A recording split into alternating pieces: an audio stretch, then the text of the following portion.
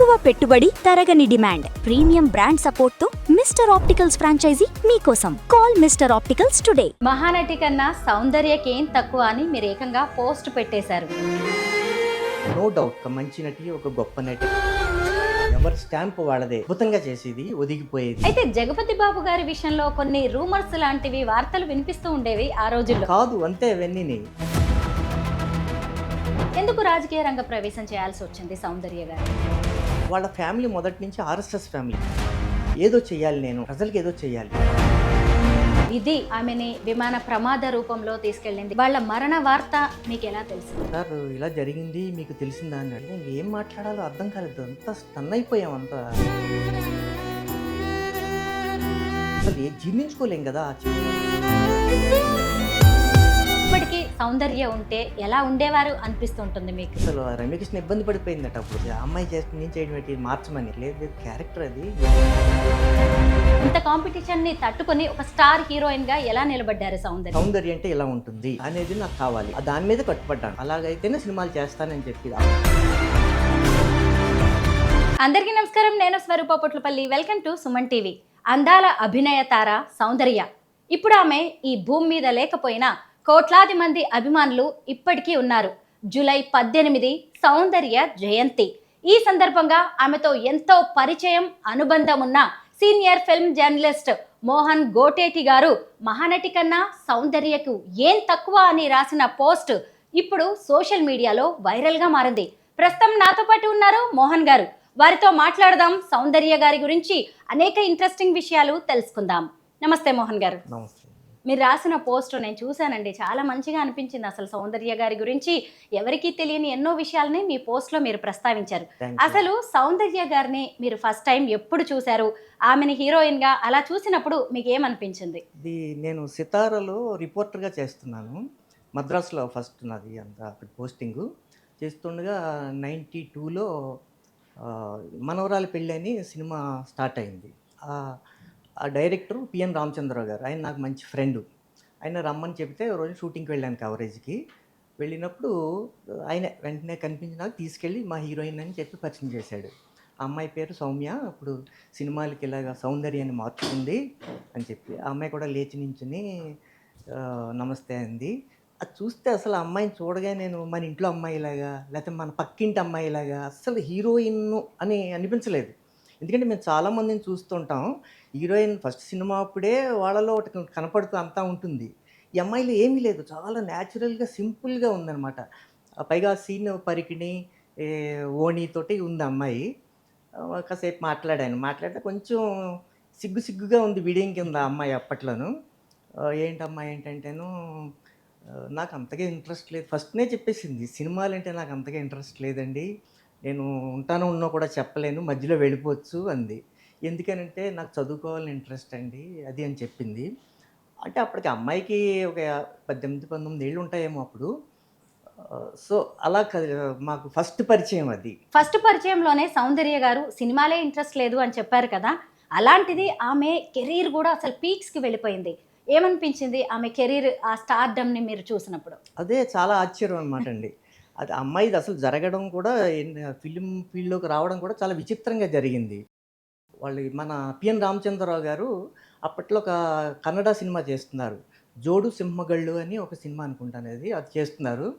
చేస్తుండగా ఆ సినిమాకి హంసలేఖ అని ఉన్నారు, చాలా మంచి మ్యూజిక్ డైరెక్టర్, చాలా ఫేమస్ ఆయన అక్కడ కన్నడలో. ఆయన మ్యూజిక్ డైరెక్టర్. ఆయనకి ఈయన చెప్పారు, నేను నెక్స్ట్ ఒక సినిమా ఉంది నాకు తెలుగులోను, ఆ సినిమాకి ఒక హీరోయిన్ అవసరం, నాకు కొత్త అమ్మాయిని పెడదాం అనుకుంటున్నాను, ఎవరినైనా చెప్పండి అని అనేటప్పటికీ ఆయన అలాగే అని అన్నారట. అని అప్పటికప్పుడు ఏం తేలలేదు. అంతకుముందు ఏమైంది, దీనికి ముందు ఏం జరిగిందంటే, ఈ హంసలేఖ గారు ఉన్నారు కదా మ్యూజిక్ డైరెక్టర్, ఆయనను మన సౌందర్య ఫాదర్ సత్యనారాయణ గారు ఉన్నారు, ఆయన ప్రొడ్యూసరు, కొంచెం డైరెక్షన్ కూడా చేశాడు, రచయిత కూడా అక్కడ. ఈయన బెస్ట్ ఫ్రెండ్స్, నువ్వు అనుకునే అంత బెస్ట్ ఫ్రెండ్స్ హంసలేఖను సత్యనారాయణ గారును. సత్యనారాయణ గారికి ఒకసారి ఒంట్లో బాగుండలేక హాస్పిటల్లో జాయిన్ అయ్యారు బెంగళూరులో. జాయిన్ అయితే ఈయన చూడడానికి వెళ్ళారు ఒక రోజుని హంసలేఖ గారు. వెళితే అక్కడ కూర్చుని మాట్లాడుతుండగా ఈ లోపల ఒక అమ్మాయి వచ్చింది అక్కడికి. లంగా ఓణి, అదే మన పరికిణి ఓణి అది వేసుకుని చాలా చిన్న, బాగా సింపుల్గా ఇంట్లో అమ్మాయిలా కనిపించింది. ఎవరు ఆ అమ్మాయి అంటే, మా అమ్మాయి సౌమ్య అని చెప్పాడట. ఆయన మనసులో ఏదో ఉంది, ఏం అనలేదు. ఏంటంటే మంచి వాళ్ళది కొంచెం మంచి మిడిల్ క్లాస్ ఫ్యామిలీ అయినా మామూలుగాను కొంచెం సంప్రదాయబద్ధమైన కుటుంబం అది. కన్నడ బ్రాహ్మిన్స్ వాళ్ళు. సంప్రదాయబద్ధమైన ఫ్యామిలీ. దాంతో ఆయన ఏం మాట్లాడలేదు. ఆ తర్వాత మర్నాడు మళ్ళీ ఆయన వచ్చేసాక, ఇంటికొచ్చేసాక డిశ్చార్జ్ అయ్యి సత్యనారాయణ గారు హంసలేఖ మళ్ళీ వెళ్ళి మాట్లాడుతూను "ఎరా మీ అమ్మాయిని సినిమాల్లో చేయించొచ్చు కదా" అనేటప్పటికి ఆయన ఫైర్ అయిపోయాడట. "మా అమ్మాయిని చేయమంటావా? మా అబ్బాయినంటే ఒప్పుకుంటాను కానీ మా అమ్మాయిని నేను ఎలా ఒప్పుకుంటాను? మాకు తెలుసు కదా మా ఫ్యామిలీ అది నీకు." అదేటప్పటికి "అది కాదురా, బాగుంటుంది అమ్మాయి, ఇటువంటి ఛాన్సులు తక్కువగా వస్తాయి, నేను చెబుతాను. 'గంధర్వ' అని ఒక సినిమా జరుగుతుంది అప్పుడు, ఒక సెట్స్కి వెళ్ళేలా ఉంది. అందులో శశికుమార్కి చెల్లెలు క్యారెక్టర్ కావాలి. శశికుమార్ అని మంచి హీరో అతను. అనేటప్పటికి తర్వాత మెల్లిగా ఒప్పించాడు అక్కడ చెల్లెలు క్యారెక్టర్ అని చెప్పి. ఏదో చేస్తుంది, కొంత నడుస్తుంది అది. అది కూడా ఇంకా అవ్వలేదు అప్పటికి సినిమా. ఇలా నడుస్తుండగాను మా హంసలేఖ గారికి త్రిపురనేని మహారథి గారు అని ఉన్నారు మన తెలుగులో. ఆయన మంచి రైటర్, అది చాలా సినిమాలు రాశారు. ఆయన 'రైతు భారతం' అని ఒక సినిమాకి మొదలెట్టారు. ఆయన మాట్లాడి కృష్ణ గారి సినిమా. కృష్ణ గారు, భానుచందరు వీళ్ళే ఉంటారు. అనేటప్పటికీ అది హీరోయిన్ కావాలి మాకు ఒకటంటేను ఆయన అప్పటికే ఉంది మనసులో. ఉండేటప్పటికి చెప్పాడట. హీరోయిన్ అంటే కృష్ణ గారి పక్కన కాదు, భానుచందర్ పక్కన అనమాట అది. చెప్పేటప్పటికి మెల్లిగా ఒప్పించాడు అది కూడాను. ఆ అమ్మాయి ఏమో అయిష్టంగానే ఉంది, ఒప్పించాడు. అది కొంచెం జరిగి అది ఆగిపోయింది 'రైతు భారతం'. అక్కడ ఫస్ట్ సినిమా కన్నడ కూడా ఆగింది. ఈ లోపల ఇది జరుగుతుండగా మన పిఎన్ రామచంద్రరావు గారిని కన్నడ చేస్తున్నప్పుడు ఆ హంసలేఖ గారిని అడిగితేను ఉంది, నువ్వు అమ్మాయిని తీసుకొస్తాను నీకు అని చెప్పి వాళ్ళ ఇంటికి వెళ్ళి చెబితేను, "వద్దురా మేము ఇంక చెయ్యము, అమ్మాయి ఒప్పుకోవట్లేదు" అది అన్నాడు సత్యనారాయణ గారు. "అలా కాదు, మంచి డైరెక్టర్ ఆయన, చాలా పద్ధతైన వాడు డైరెక్టరు" అనేటప్పటికి సరేలే అని చెప్పారు. "ఒకసారి వెళ్ళి చూస్తాడు అమ్మాయిని." అప్పుడు ఈయనున్న హోటల్కి బెంగళూరులో తండ్రి కూతురు వచ్చారట. చూడగానే కూడా ఆ అమ్మాయిని అసలు హీరోయిన్‌లా లేదు, ఇంట్లో అమ్మాయిలాగే ఉంది. అలాంటి అమ్మాయే కావాలి ఇతనికి. ఒక టీనేజ్ అనమాట. పైగా అక్కడ కూడా ఆయన బలవంతంగా తీసుకొచ్చాడట అమ్మాయిని. "సౌందర్య నేను రాను, నేను చెయ్యను." ఏడ్చిందట కూడా ఇంట్లో. "నేను చదువుకోవాలి." అమ్మాయికి ఏంటంటే డాక్టరు, చిన్నప్పటి నుంచి కూడా డాక్టర్. ఇంట్లో వాళ్ళ నాన్నగారి ఆ వైట్ కోట్ షర్ట్లు అవి వేసుకుని ఉత్తిని వెళ్ళాలంటూ పిల్లలకి చూడడం ఇటువంటివి చేసి నేను డాక్టర్ అవ్వాలని. ఇంటర్ ఫస్ట్ ఇయర్ చదువుతుంది అప్పుడు, ఇంటర్మీడియట్ ఫస్ట్ ఇయర్. అనేటప్పటికీ "లేదమ్మా." ఈయనతో కూడా అదే చెప్పిందట సౌందర్య. "అలా కాదమ్మా, కథ చెప్తాను విను, చాలా టీనేజ్ ఇది, నీకు ఏమి ఉండదు, చాలా మర్యాదగా చాలా ఇదిగా ఉంటావు క్యారెక్టర్ మీద" అనేటప్పటికి నేను చెప్పేటప్పటికి ఇష్టపడిందట. ఇద్దరు ఇష్టపడ్డారు, ఓకే చేశారు. అప్పుడు ఆయన 3 సినిమాలకి కాంట్రాక్ట్ రాసుకున్నాడనమాట. రాసుకుని అది వచ్చాడు ఇక్కడికి. వచ్చి సినిమా స్టార్ట్ అయ్యింది. స్టార్ట్ అయ్యాక అప్పుడు జరుగుతుండగా ఆ మనవరాలి పెళ్ళికి హరీష్ పక్కన ఈ అమ్మాయి. దానికి రైటర్ ఏమో మన దివాకర్ బాబు గారు, చాలా ఫేమస్ రైటర్ ఆయన. ఆయన చూసి ఈ అమ్మాయిని చాలా బాగుందని చెప్పి ఎస్వి కృష్ణారెడ్డి గారికి చెప్పారు. చెప్తే ఆయన వచ్చి చూశాడు ఒకరోజు. చూసి ఆయన కూడా ఒక చాలా పద్ధతైన డైరెక్టర్ దీన్ని. వెంటనే గజేంద్రుడికి ఆయన కమిట్ అయ్యారు. ఈ సినిమా నడుస్తూనే ఉంది ఇంకాను, ఇక్కడ కమిట్మెంట్ అయిపోయింది. అదే సమయంలో శ్యాంప్రసాద్ రెడ్డి గారు ఉన్నారు. ఆయన 'అమ్మోరు' అని ఒక కత్తి తీయాలి అని ఒక అమ్మవారి మీద చూస్తున్నాడు సినిమా అది. అది మన పిఎన్ రామచంద్రరావు గారికి ఆయన కూడా బాగా ఫ్రెండు. ఈయనతోటి అనేటప్పటికి హీరోయిన్ "రా మా హీరోయిన్ ఉంది చూద్దు కానీ" అని చెప్పాడు. చెప్పేటప్పటికి ఆయన వచ్చి చూసి పర్ఫెక్ట్ నా క్యారెక్టర్ కానీ ఆయన. సో ఈ ఈ సినిమాలు వచ్చేసాయి. మూడిట్లకి చేసేసింది ఆమె సైన్. అప్పుడు ఫస్ట్ సినిమా రిలీజ్ అయింది 'మనవరాలు పెళ్ళి'. మంచి బాగుంది అమ్మాయి, అది ఇది అని అన్నారు. తర్వాత 'గజేంద్రుడు' రిలీజ్ అయ్యింది. అప్పుడు మంచి అమ్మాయికి ఒక మంచి మన ఇంట్లో అమ్మాయి, పక్కింటి అమ్మాయి ఒక ఇమేజ్ తోటి మంచిగా వచ్చిందనమాట. అయితే విచిత్రం ఏంటంటే ఇక్కడ 'అమ్మోరు' చేశారు, 3వ సినిమా కింద సైన్ చేసింది. చేసినా కూడా దానికి చాలా బాలారిష్టాలు వచ్చాయి ఆ సినిమాకి. ఫస్ట్‌లో కొంత తీశారు, కొంత ఒక 7, 8 నెలలు సినిమా షూటింగ్ చేశారు. చేశాక రషెస్ అది చూశాక శ్యాంప్రసాద్ రెడ్డి గారికి నచ్చలేదు. సో ఫస్ట్ రామారావు గారు అని ఒక ఆయన ఉండేవాడు, ఆయన డైరెక్టరు, తీసేశారు అది. తీసేసి మొత్తం స్క్రాప్ చేసేసారు అది అసలు. చేసేసి తర్వాత కోటి రామకృష్ణ గారిని పెట్టుకుని మళ్ళీ అది చాలా చేసి అది చేసి ఇది చేస్తే విచిత్రం ఏంటంటే 3వ సినిమా రిలీజ్ అవ్వవలసింది అప్పటికి 25 సినిమాలు చేసేసాక 26, 27కో రిలీజ్ అయింది ఇది 'అమ్మోరు'. ఈ ఇక లోపల ఎన్నో సినిమాలు చేసేసింది ఈ అమ్మాయి, 25 అవును. సినిమాలు చేసేసింది ఇక్కడ. 1992 మనవరాలి పెళ్లి నుంచి ఉమ్, ఇక 2004 వరకు కూడా ఆమె ప్రభంజనం కొనసాగింది. అవును ఆ, అవును ఎన్ని సినిమాలు తీశారు, ఎన్ని అవార్డ్స్ అసలు అందుకున్నారు. అవును. సౌందర్య అనగానే ఉమ్, అసలు సంప్రదాయానికి చీర కట్టినట్టుగా కనిపిస్తూ ఉంటారు. ఎగ్జాక్ట్లీ చీర ఎగ్జాక్ట్లీ. కట్టుతో కట్టు బొట్టుతో ఎంత బాగుంటారు. అయితే అప్పుడు ఆ టైంలో చాలా కాంపిటీషన్ ఉండేది. కానీ ఇక్కడ చూస్తేనేమో సౌందర్య గారు కనీసం ఎక్స్పోజింగ్ చేసేవారు కాదు, డ్రెస్సింగ్ విషయంలో పర్టికులర్ గా ఉండేవాళ్ళు. ఆ టైంలో రంభ, రమ్యకృష్ణ, రోజా, మీనా ఇలా ఎంతో మంది కాంపిటీషన్ ఇస్తున్నా సరే ఆవిడ తనకంటూ ఒక ఇమేజ్ ని ఎలా ఏర్పాటు చేసుకోగలిగారు? ఇంత కాంపిటీషన్ ని తట్టుకొని ఒక స్టార్ హీరోయిన్ గా ఎలా నిలబడ్డారు సౌందర్య? అదే ఆ అమ్మాయి సినిమాలు ఇంట్రెస్ట్ లేనట్టుగానే వచ్చింది, ఇంట్రెస్ట్ లేదు. వచ్చాక ఇది చేస్తుండగా చేస్తుండగా కొంచెం కలిగాక ఇంకా డిసైడ్ అయింది. సో మనది ఇదే ప్లేసు, మనకి భగవంతుడు ఇది రాసి పెట్టాడు. సో మనం ఇక్కడే వెతుక్కుందాం, మనం ఇక్కడే చేద్దాం, మనం ఓ స్థాయికి వెళ్దాం అని అనుకుని మెల్లిగా తనకు తానే ఇంట్రెస్ట్ పెంచుకుంది. మాతో చెప్పిద్ది అనమాట. మొదట్లో నేను అన్నానండి మీతో కూడాను, నేను చెయ్యని సినిమాలు వెళ్ళిపోతాను ఇంట్రెస్ట్, కానీ నాకు ఇలా చేస్తుండగా ఇలాగ వీళ్ళందరూ నన్ను చూస్తున్నట్టుగా ఎంతో ఇదిగా చూస్తున్నారు కూడా ఇక్కడ అందరూ ప్రొడ్యూసర్స్, డైరెక్టర్స్, అదిని హీరోలు అందరూను. దాంతో నాకు ఇంట్రెస్ట్ కలిగింది. అయితే నేను ఒకటి, అసభ్యత, అశ్లీలత కనిపించకూడదు, సౌందర్యం అంటే ఇలా ఉంటుంది అనేది నాకు కావాలి. నేను దాని మీద కట్టుబడ్డాను. సో నేను అలాగే ఉంటాను, అలాగైతేనే సినిమాలు చేస్తానని చెప్పి. అప్పట్లో అయితే చాలా జోకులు కూడా వేసేసారు ఇండస్ట్రీలోను. ఎందుకంటే హీరోయిన్ అనగానే ఎలా చేయమంటే అలా చేస్తారు, ఆ డ్రెస్సింగ్లు అవన్నీ కూడాను. ఈ అమ్మాయి ఇలా అనడంతో చాలామంది కామెంట్స్ అవన్నీ చాలా వినిపించేవి మాకు. ఏమవుతుంది అమ్మాయి, ఎక్కడ నెగ్గుకొస్తుంది, ఇలాంటి రూల్స్ పెడితే ఎలాగా, అది ఇదని. కానీ అమ్మాయికి వచ్చాయి. ఎందుకంటే అమ్మాయిలో టాలెంట్ ఉంది. టాలెంట్ ఏ పాత్ర ఇచ్చినా ఆ పాత్రలో ఒదిగిపోయి డైరెక్టర్ చెప్తే దాన్ని వెంటనే చేసేసేది. జస్ట్ ఇలా కావాలమ్మా నాకంటే వెంటనే నేను ఒక సినిమాలు చేయనన్న అమ్మాయి అంతలా అయిపోవడం చూసి మాకే ఆశ్చర్యం కలిగేదమ్మా ఆ అమ్మాయిని చూస్తుంటేను. అంతలాగా చేసుకుంటూ వచ్చి ఒక పక్క కమర్షియల్ సినిమాలు చేసేది. హలో బ్రదరు ఇటువంటివి చేసింది, నెంబర్ 1 ఇటువంటివి చేసినా కూడా గ్లామర్గా కనిపించింది. మంచి డ్రెస్సింగ్, ఎక్కడ ఆ లిమిట్స్ దాటలేదు. తను అనుకుంది ఇక్కడే ఉండాలి, నేను అనుకుంది ఆ లిమిట్స్లోనే ఉంది.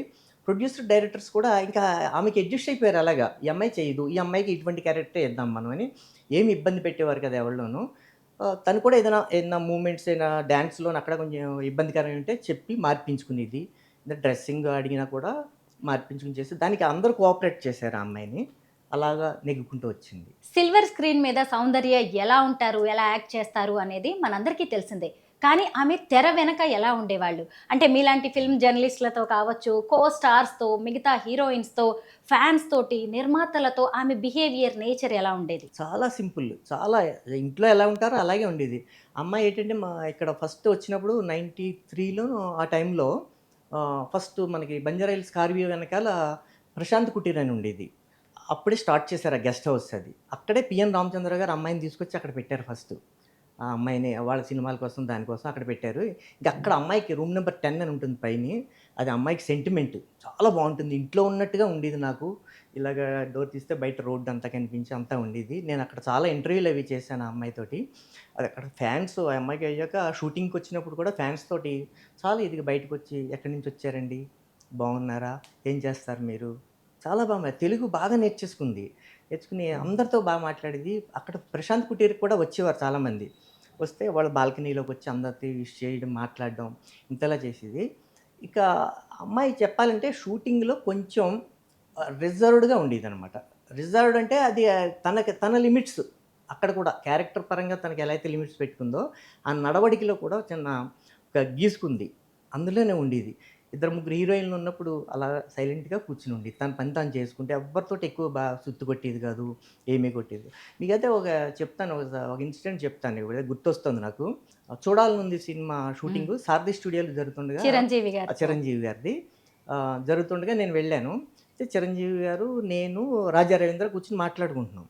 ఈ అమ్మాయి అలా వచ్చి మా దగ్గరికి వచ్చినట్టు వచ్చి అలా వెళ్ళిపోయి కూర్చుంది. అది చిరంజీవి గారు అబ్జర్వ్ చేశారు. ఆయన బాగా అబ్జర్వ్ చేస్తారు ఇలాంటివి, చాలా గౌరవిస్తారు ఆయన హీరోయిన్స్ కదంతా. ఇచ్చి చూసి రామ్మ ఇలారా అని పిలిచి దగ్గరికి కూర్చో అంటే, లేదండి మీరు ఎందుకు ఏమీ లేదమ్మా కూర్చో, మా ఇంట్లో అమ్మాయి నువ్వు కూర్చో అని చెప్పి అందరూ అంతలా చూసేవారు, ఇంట్లో అమ్మాయిలాగే చూసేవారిని. అంతలా ఉంటుందన్నమాట ఆ అమ్మాయి కూడా. మనకెందుకు వచ్చింది, వాళ్ళు ఏందో మాట్లాడుకుంటున్నారేమో, ఇబ్బంది ఏమో అని తను ఫీల్ అయ్యేది. ఇతరుల విషయాల్లోకి వెళ్ళదు తను అస్సలు. అంత అలాగ ఉండేదన్నమాట. హీరోస్ అండ్ హీరోయిన్స్కి అఫైర్స్ లింకులు అంటగట్టడం అనేది ఇండస్ట్రీలో మనం నార్మల్గా చూస్తూనే ఉంటాము. అయితే ఈ సౌందర్య గారు ఎంతోమంది స్టార్ హీరోస్తో నటించారు. చిరంజీవి గారి దగ్గర నుంచి మొదలుపెట్టి బాలకృష్ణ, నాగార్జున గారు, వెంకటేష్, జగపతి బాబు, అలాగే శ్రీకాంత్ వీళ్ళందరితో కూడా ఆవిడ యాక్ట్ చేశారు. అన్నీ కూడా హిట్ మూవీసే. అయితే జగపతి బాబు గారి విషయంలో కొన్ని రూమర్స్ లాంటివి వార్తలు వినిపిస్తూ ఉండేవి ఆ రోజుల్లో. వాటి మీద మీరేమంటారు? అవన్నీ మనం కాదు అంతే అవన్నీని. జగపతి బాబు అంటే చాలా మంచి వ్యక్తి అతను. అందరిని ప్రేమిస్తాడు అతను. సౌందర్యనే కాదు, మిమ్మల్ని ప్రేమిస్తాడు, నన్ను ప్రేమిస్తాడు, ప్రతి ఒక్కళ్ళనిని. అతను మనిషి అంటే చాలు అతనికి. స్నేహం అంటే చాలా పడి చచ్చిపోతాడనమాట. తనకు ఎవరైనా అలా కనెక్ట్ అయ్యారంటే ఎంత స్నేహం చేస్తాడో. అంతే తప్పితే ఇటువంటివి ఇవన్నీ మామూలుగా వస్తుంటాయి. ఇప్పుడు బయట ఎన్నో జరుగుతుంటాయి.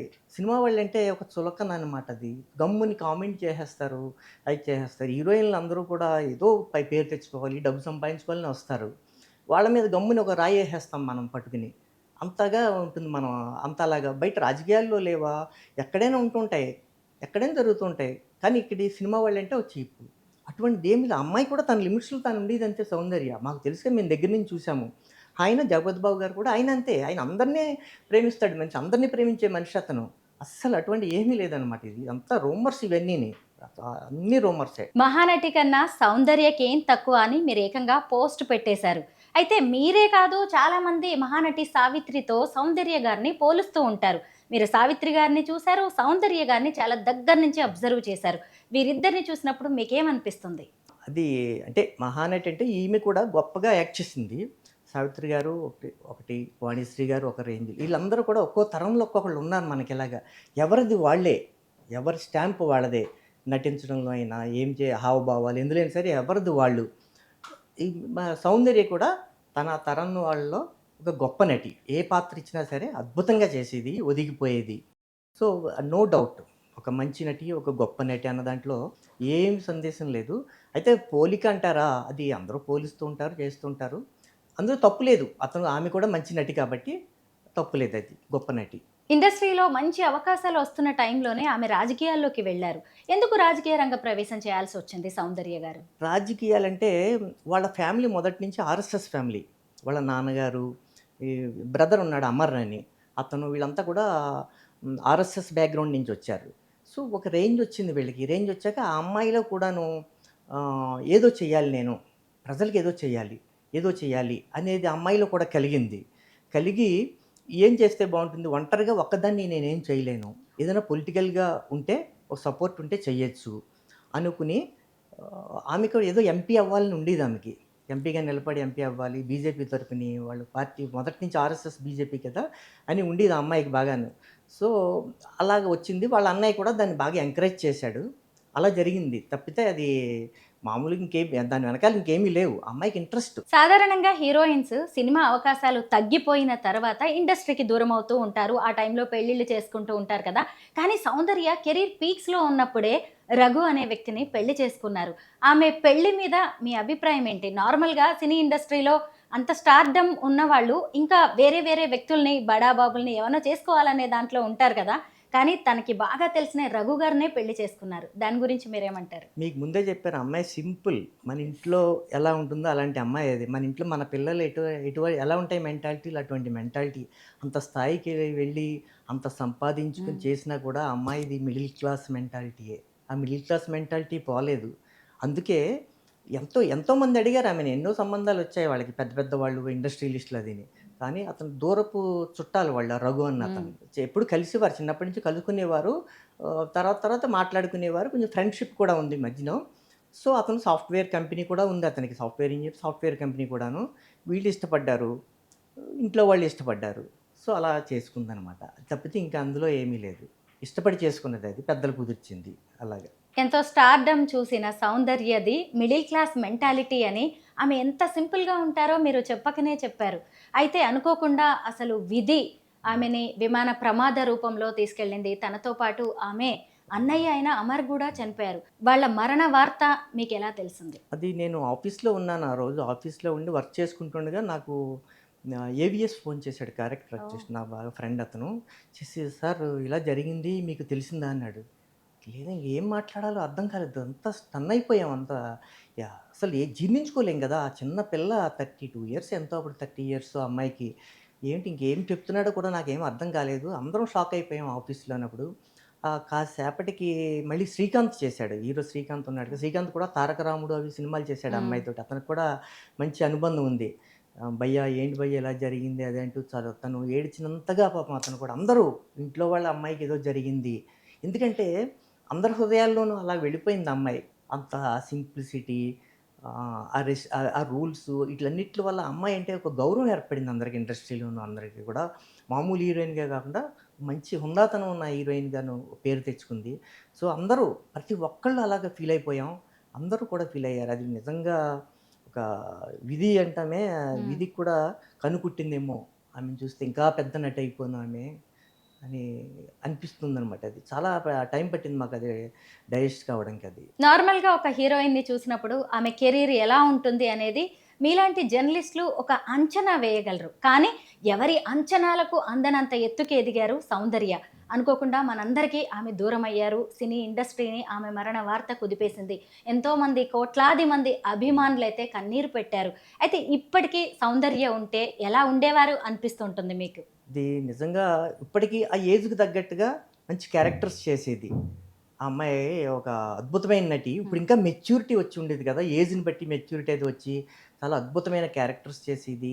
ఆ అమ్మాయి కోసం రాసేవారు కూడాను. మన రైటర్స్ వాళ్ళు కూడా మంచి క్యారెక్టర్స్ రాసారు. మంచి నటి.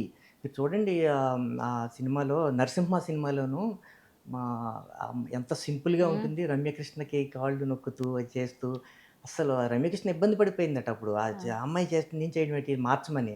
ఈమె కూడా చెప్పిందట. లేదు లేదు క్యారెక్టర్ అది. నీకేం వద్దు నువ్వు అలా ఉండు అని చెప్పి ఎంత అలా ఉంటుందో మనకది. హ్మ్. అదే కాదు అంతఃపురంలోను మనల్ని ఏడిపించేస్తుంది 'పవిత్ర బంధంలో' ఇటువంటి భార్య ఎంత భర్త అంటే ఏమిటి అనేది కళ్ళకి నీళ్ళు తెప్పించేసి ఆ హావభావాలు పలుకుతుంది. అద్భుతంగా చేస్తుందనమాట. ఇప్పుడు మీరన్నట్టుగా ఉండుంటే చాలా గొప్ప క్యారెక్టర్‌లయ్యేది. ఇంకా మంచి పేరొచ్చేది. ఏవో తను కూడా చేసేదేమో పాలిటిక్స్‌కి వెళ్ళి ఇంకా అటు కూడా హ్మ్. చేసేది. అటు కూడా ప్రజలకి సేవ చేసే అదృష్టం కూడా వచ్చేదేమో. సౌందర్య గారిని మీరు అనేక సార్లు ఇంటర్వ్యూలు చేశారు. తరచూ కలుస్తుండేవారు. ఆమె ఫస్ట్ సినిమా దగ్గర నుంచి మొదలుపెట్టి లాస్ట్ సినిమా వరకు మీకు ఆమెతో ఎంతో అనుబంధం ఉంది. సౌందర్య అనగానే మీకేం గుర్తొస్తూ ఉంటుంది? ఆమెకి సంబంధించిన విషయాలు? సంబంధం అంటే మనకదే చిరునవ్వు. ఆ! ఫస్ట్ చూడగానే బాగున్నారా అండి అంటుంటుంది. అది ఎందుకు ఆమె చనిపోవడానికి ఒక 20, 25 రోజుల ముందు కూడా నేను మధ్యాహ్నం ప్రశాంత్ కుటీర్ గెస్ట్ హౌస్ అన్నాను కదా! అక్కడ కలుస్తుంటాం మేము ఫ్రెండ్స్. అక్కడికి వెళ్ళి లంచ్ చేసి కూర్చున్నాం. కూర్చొని మాట్లాడుకుంటున్నాం. ఇక్కడ కూర్చున్నాం ఇలా హాల్‌లోను. తను అలా పైనుంచి ఇలా దిగుతూ వస్తోంది. వస్తూ అలా వెళ్ళిపోయింది. నేను చూసాను ఆ అమ్మాయిని తను అలా వెళ్ళిపోయింది. నన్ను చూడలేదేమో అని నేను అనుకున్నాను. మళ్ళీ టక్కన వెనక్కొచ్చి మోహన్ గారు బాగున్నారా? హ్మ్. అంది. అంటే గమ్మున నేను కూడా లేచి తను వస్తోంది. నేను కూడా లేచెళ్ళి ఒక 2, 3 నిమిషాలు మాట్లాడుకున్నాము. అదే లాస్ట్ నాకు అదే సీన్ అలా గుర్తుండిపోతుందనమాట 'సౌందర్య' అనగానేను. ఒక మంచి నటి, గొప్ప నటి, మంచి అమ్మాయి, మంచి మోరల్స్ ఉన్న అమ్మాయి. ఎంతో చాలా భవిష్యత్తు ఉన్న అమ్మాయి. చాలా చాలా అది ప్రేక్షకుల దురదృష్టం అనుకోవచ్చు మనం. అవును. ప్రేక్షకుల దురదృష్టం అది. ఎందుకంటే ఉన్న స్వల్ప కెరీర్‌లోనూ ఎన్నో అద్భుతమైన క్యారెక్టర్‌లు చేసింది. ఎంతో మెప్పించింది అందరిని. ఏ హీరోతోటి ఎవ్వరితోటి గొడవలు లేవు. ఏమీ లేవు.